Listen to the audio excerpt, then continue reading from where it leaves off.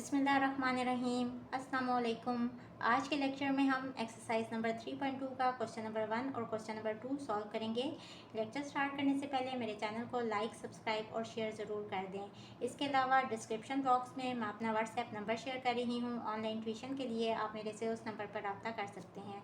Start करते हैं। Question number 1 is find X Y Z from the following if possible, mention the reason if not possible. हमने X Y और Z variable की values find करनी है और अगर पॉसिबल ना हुआ इनकी वैल्यूज़ फाइंड करना तो उस केस में हमने रीज़न भी बतानी है।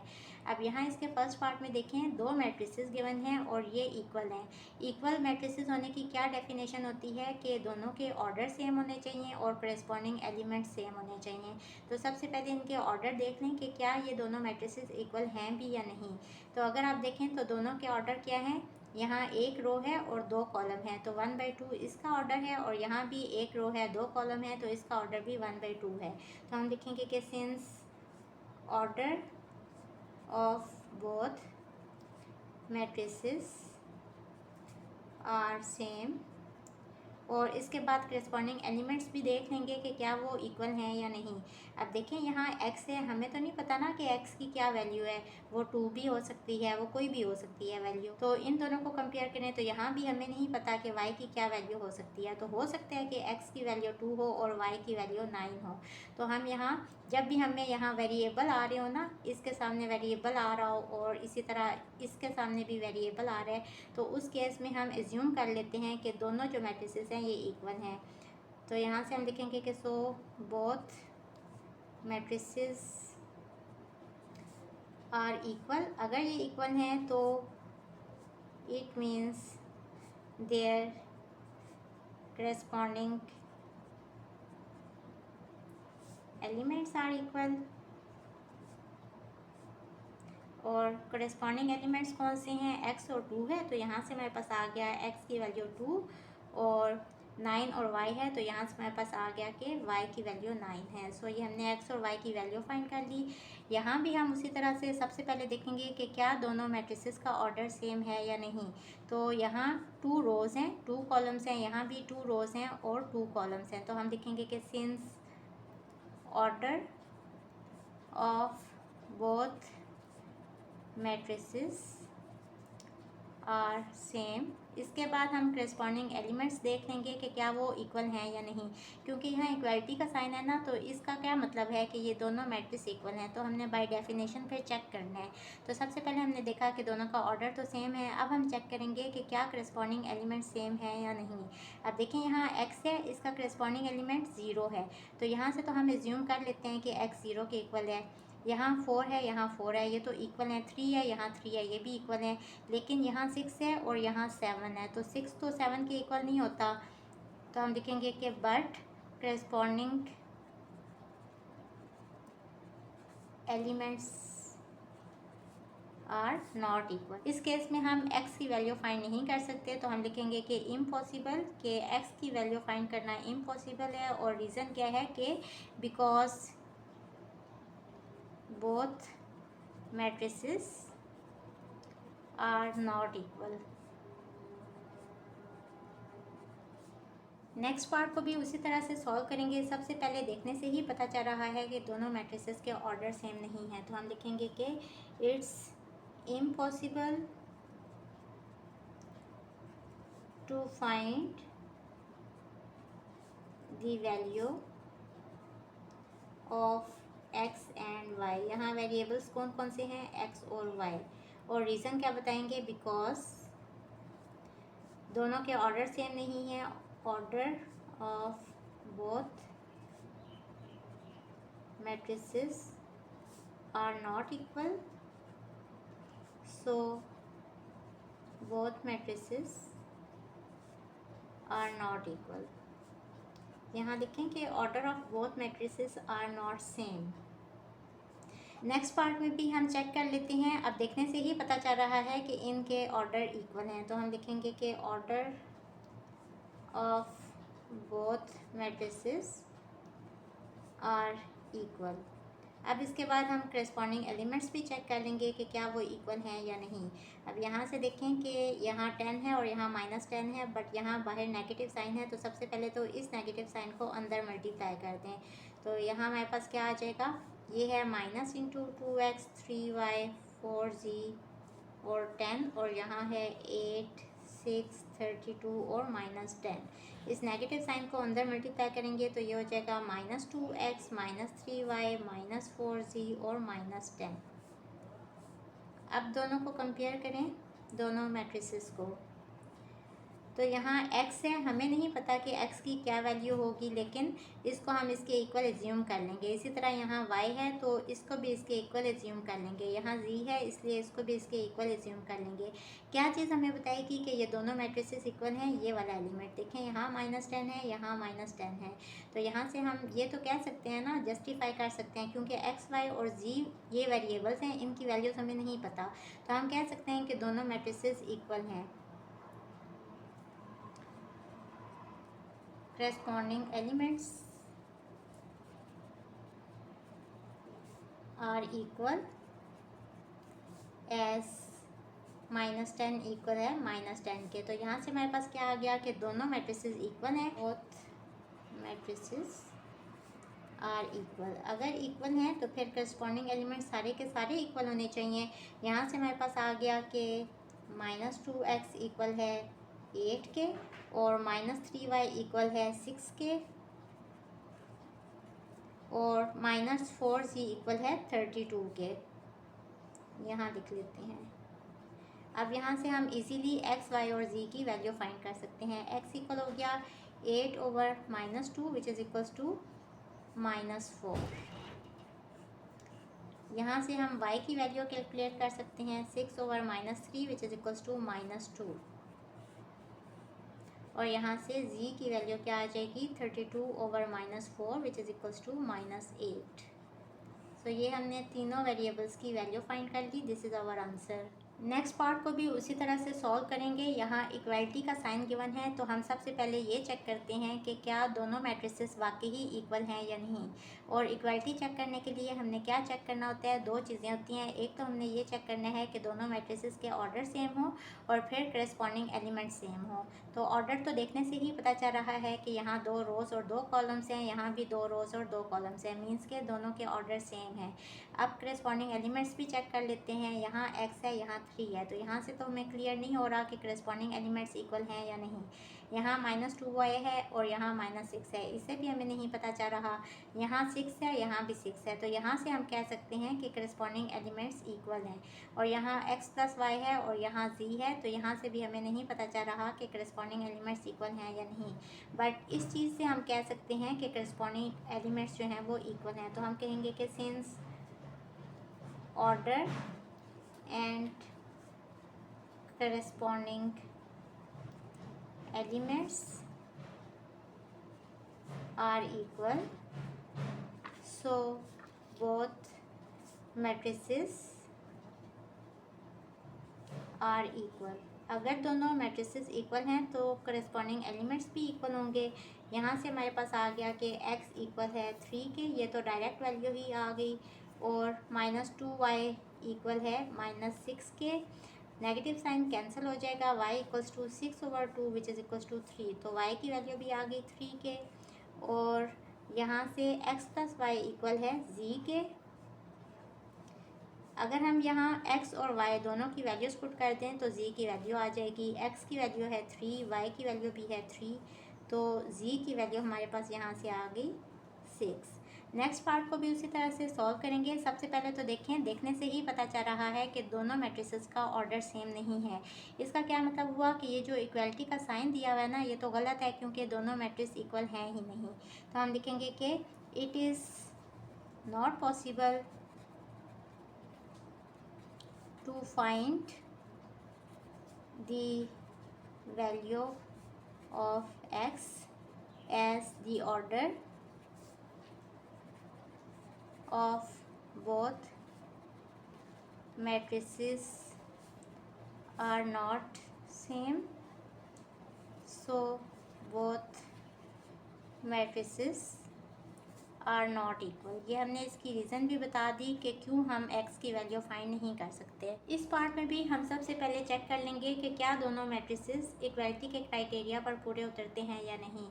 तो x भी कोई एक नंबर है, y भी कोई एक नंबर है, दोनों को ऐड करें तो इस तरह का कोई एक नंबर ही आएगा। यहाँ भी एक नंबर आ जाएगा और इसी तरह इन दोनों को माइनस करने से भी यहाँ एक ही नंबर आएगा। तो इट मीन्स के यहाँ कितनी रोज़ होंगी 2 और कितने कॉलम्स होंगे 1। ये कोई इसी तरह का मैट्रिक्स बनेगा। तो दोनों के ऑर्डर सेम है। अब चेक कर लेंगे कि क्या करस्पॉन्डिंग एलिमेंट सेम है या नहीं। चूँकि यहाँ वेरिएबल्स हैं तो हम एज्यूम कर लेते हैं वेरिएबल्स के केस में कि करस्पॉन्डिंग एलिमेंट्स भी सेम है। तो हम लिखेंगे कि since order and corresponding elements are same, so both matrices are equal. अगर दोनों मैट्रिसेस इक्वल हैं तो यहाँ से हम करस्पॉन्डिंग एलिमेंट्स को इक्वल करके लिख सकते हैं। तो हमारे पास कौन सी दो इक्वेशंस आ जाएंगी कि x प्लस वाई इक्वल आ गया 11 के और x माइनस वाई इक्वल आ गया 1 के। इसको इक्वेशन नंबर 2 कह लें, एडिंग 1 एंड 2।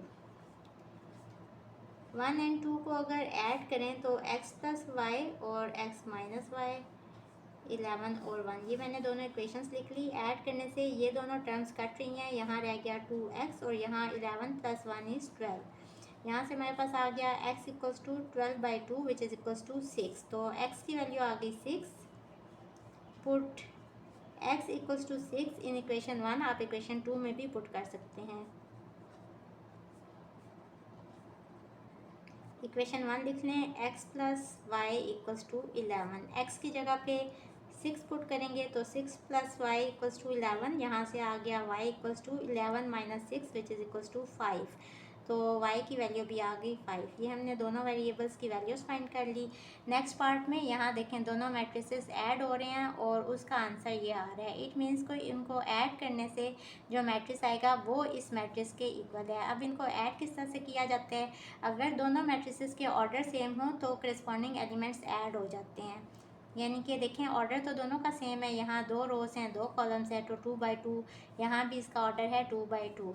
तो करस्पॉन्डिंग एलिमेंट्स ऐड हो जाएंगे 5 प्लस 5 इस तरह से, 10 प्लस वाई, 15 प्लस 15 और x प्लस 5। और यहाँ ये मैट्रिक्स एज इट इज़ लिख लेंगे। इसको सिंप्लीफाई करें तो ये हो जाएगा 10, यहाँ आ जाएगा 10 प्लस वाई, यहाँ 30 और यहाँ x प्लस 5 ही रहेगा इक्वल्स टू z 15 30 और 7। अब हम चेक कर लेते हैं कि क्या ये दोनों मैट्रिसेस इक्वल हैं या नहीं। तो 10 इक्वल्स टू z, यहाँ से तो हमें कुछ पता नहीं चल रहा, बल्कि इससे पहले आप ये चेक करेंगे कि दोनों मैट्रिसेस के ऑर्डर सेम है या नहीं। तो देखें इसको ऐड करने से कोई एक एलिमेंट ही आएगा ना, कोई एक वैल्यू आएगी। यहाँ इसको ऐड करने से भी कोई एक आंसर ही आएगा। तो यहाँ 2 रोज़ और 2 कॉलम्स हैं, यहाँ भी 2 रोज़ और 2 कॉलम्स हैं। तो मीन्स के दोनों के ऑर्डर तो सेम है। अब करस्पॉन्डिंग एलिमेंट्स भी चेक कर लेते हैं। यहाँ 10 है, यहाँ z है, इससे तो हमें कुछ पता नहीं चल रहा। यहाँ 10 प्लस वाई है, यहाँ 15 है, इससे भी हमें समझ नहीं आ रही कि ये इक्वल हैं या नहीं।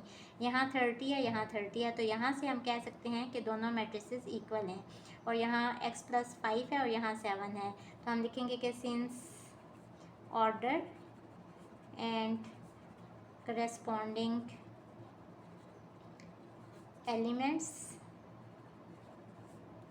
of both matrices are same, so both matrices are equal। अगर ये इक्वल हो गए तो यहाँ से हम करस्पॉन्डिंग एलिमेंट्स को इक्वल कर लेंगे। 10 इक्वल्स टू z, ये तो हमारे पास डायरेक्ट आंसर आ गया। और 10 प्लस वाई इक्वल्स टू 15, यहाँ से हम y की वैल्यू फाइंड कर लेंगे। y equals to 15 plus 10 which is equals to 25। और 30 इक्वल्स टू 30 है। x प्लस वाई इक्वल है 7 के। x प्लस वाई नहीं, x प्लस 5 इक्वल है 7 के। तो x equals to 7 minus 5 which is equals to 2। x की वैल्यू आ गई 2। अच्छा, यहाँ 10 इस साइड पे जाएगा तो -10 होगा और इसका आंसर आएगा 5। y की वैल्यू आ गई 5, x, y और z तीनों वेरिएबल्स की हमने वैल्यूज़ फाइंड कर ली। तो यही हमने फाइंड करनी थी। इस पार्ट में भी सबसे पहले हम दोनों साइड्स को सिंप्लीफाई कर लेंगे। अब यहाँ 5 को हमने अंदर मल्टीप्लाई करना है। तो जब भी यहाँ कोई एक नंबर हो जिसको अंदर मल्टीप्लाई करना हो, तो चाहे मैट्रिक्स जिस भी ऑर्डर का हो, वो नंबर तमाम एलिमेंट्स के साथ मल्टीप्लाई हो जाता है। तो ये हो जाएगा 5x और 5 3 ज़ा 15y, दोनों के साथ हमने 5 को मल्टीप्लाई किया और -36 26 एज इट इज़ आ जाएगा। और यहाँ भी 2 दोनों से मल्टीप्लाई हो जाएगा। 2 जब इससे मल्टीप्लाई होगा तो ये हो जाएगा -4x और नीचे हो जाएगा 2y। अब यहाँ दोनों को माइनस करने हैं तो ये हो जाएगा 5x - 36। और माइनस करने से पहले भी आपने चेक करना है कि दोनों के ऑर्डर सेम होने चाहिए। देखें दोनों मैट्रिसेस के ऑर्डर सेम है। यहाँ कितनी रोज़ हैं, 2 और 1 कॉलम है। तो 2/1 इसका ऑर्डर है और इसका ऑर्डर भी 2/1 ही है। तो यहाँ से हम इसको लिख सकते हैं 5x - 36 और 15y - 26। करस्पॉन्डिंग एलिमेंट्स को हमने माइनस किया, इक्वल्स टू ये वाली साइड एज इट इज़ लिख लें। अब देखें यहाँ भी एक मैट्रिक्स आ गया और यहाँ भी एक मैट्रिक्स आ गया। अब हम चेक करेंगे कि क्या दोनों मैट्रिसेस वाकई ही इक्वल हैं या नहीं। तो देखें इसको अगर सिंप्लीफाई करें, दो टर्म्स को मल्टीप्लाई करेंगे और माइनस करेंगे किसी और वैल्यू में से, तो इसका आंसर कोई एक नंबर ही आएगा इस तरह का। और इसका आंसर भी इसको सॉल्व करने से एक ही नंबर आएगा कुछ इस तरह का। तो ये मैट्रिक्स इस तरह का ही बनेगा। तो इट मीन्स के दोनों के ऑर्डर तो सेम हो गए। अब ऑर्डर सेम है तो करस्पॉन्डिंग एलिमेंट्स भी हम खुद से ही कह लेंगे कि सेम है। क्यों? क्योंकि यहाँ देखें x और y है, यहाँ भी x और y है। तो हमें पता नहीं जा रहा कि x और y की क्या वैल्यू होंगी। तो हम एज्यूम कर लेते हैं कि दोनों मैट्रिसेस इक्वल हैं, करस्पॉन्डिंग एलिमेंट्स भी इक्वल हैं। हम लिखेंगे कि सिंस करस्पॉन्डिंग एलिमेंट्स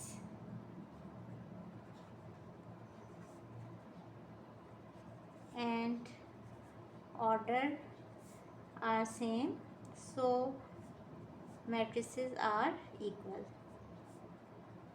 अगर मैट्रिसेस इक्वल हैं तो ये एलिमेंट इसके इक्वल है, 5x - 36 इक्वल है -4x के, और 15y - 26 ये इक्वल है 2y के।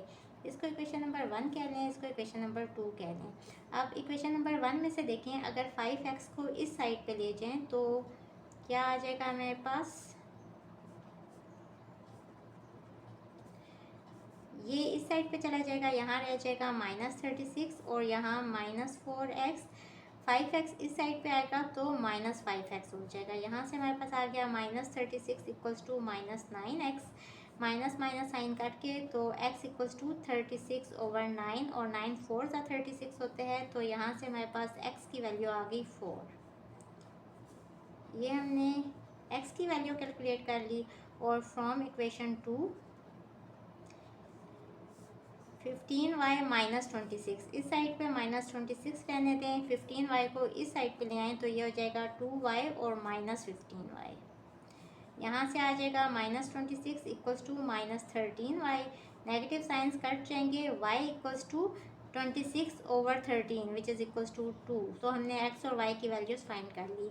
अब इसके नेक्स्ट पार्ट में भी उसी तरह से सबसे पहले हम मैट्रिसेस को सिंप्लीफाई कर लेंगे। यहाँ हम x प्लस x, y और z ये एज इट इज़ लिख लें, और -2 -4 और 5 भी एज इट इज़ लिख लें, +2 इंटू 2 इससे मल्टीप्लाई हो रहा है, यानी कि 2 हर एलिमेंट के साथ मल्टीप्लाई होगा। तो 2 5 ज़ा 10, 2 3 ज़ा 6, 2 2 ज़ा 4, और जो जगह है ना इन एलिमेंट्स की वो वही रहेगी मल्टीप्लाई होने के बाद।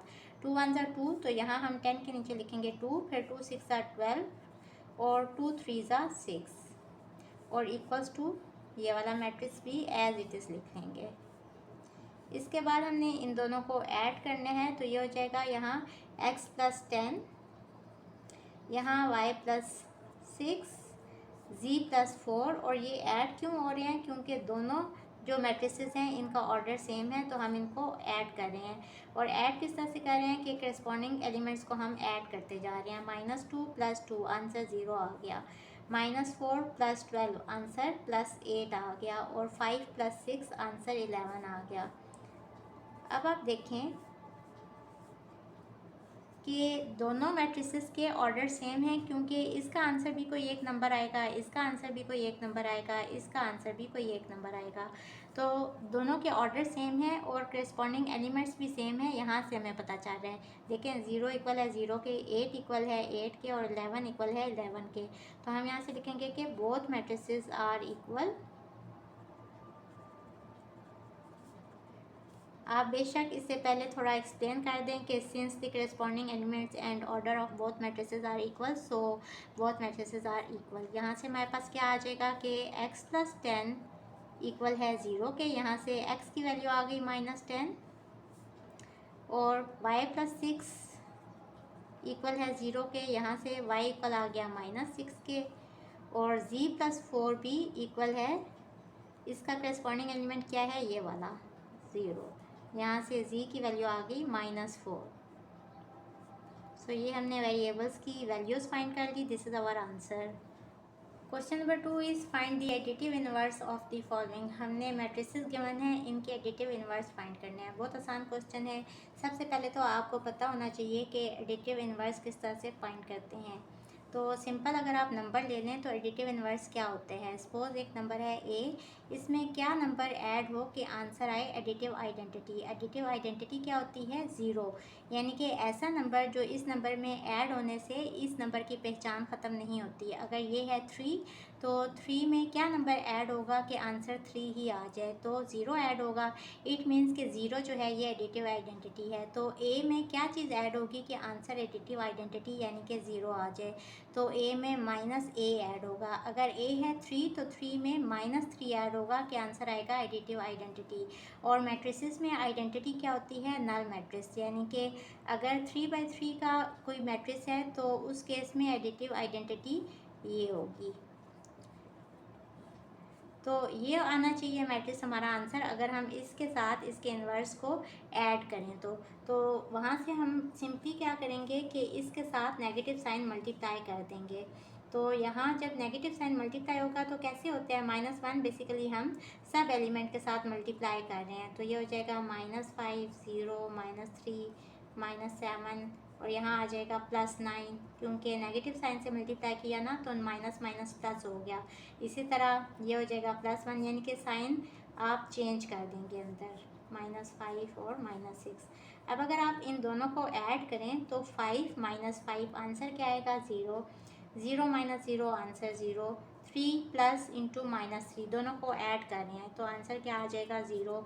इसी तरह 7 - 7 0, -9 + 9 0, -1 + 1 0, -8 + 8 is 0, 5 - 5 is 0, and 6 - 6 is also 0। It means कि ये मैट्रिक्स जो है ये इसका एडिटिव इन्वर्स है। यहाँ भी उसी तरह से हम फाइंड करेंगे इसका एडिटिव इन्वर्स। हम नेगेटिव साइन के साथ यानी -1 के साथ इस पूरे मैट्रिक्स को मल्टीप्लाई कर देते हैं, तो अंदर सबके साइन चेंज हो जाएंगे। 5 -3 और +9, और यहाँ -2 +6 और -4। तो ये इसका हमने एडिटिव इन्वर्स फाइंड कर लिया। यहाँ भी हम -t फाइंड कर लेंगे विच इज़ इक्वल्स टू -5 + 6 और -1। सिंपल आपने क्या करना है कि अंदर जो भी साइन है ना, साइन आपने चेंज कर देना है। अगर माइनस साइन है तो पॉजिटिव के साथ आ जाएगा वही नंबर, और अगर पॉजिटिव साइन है तो नेगेटिव साइन के साथ वही नंबर आ जाएगा। तो होप आपको आज के लेक्चर की समझ आ गई होगी। अगर आप मेरे चैनल पर नए हैं तो मेरी वीडियोस को लाइक, सब्सक्राइब और शेयर ज़रूर कर दें। इसके अलावा डिस्क्रिप्शन बॉक्स में मैंने अपना व्हाट्सएप नंबर शेयर किया है। ऑनलाइन ट्यूशन के लिए आप मेरे से उस नंबर पर रब्ता कर सकते हैं। इसके साथ ही मुझे दें इजाज़त। अल्लाह हाफिज़।